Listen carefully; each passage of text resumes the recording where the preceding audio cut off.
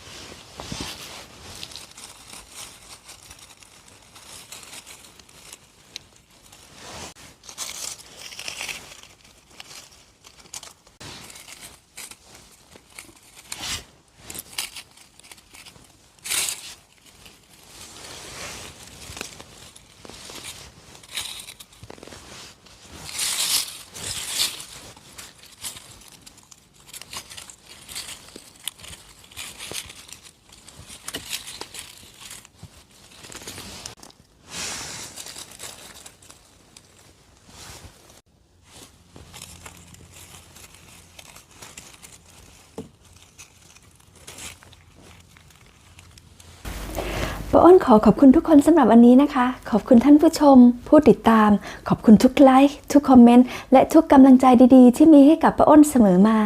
แล้วเจอกันคลิปหน้าขอให้ทุกคนมีความสุขทุกๆวันมีแต่ความเบิกบาน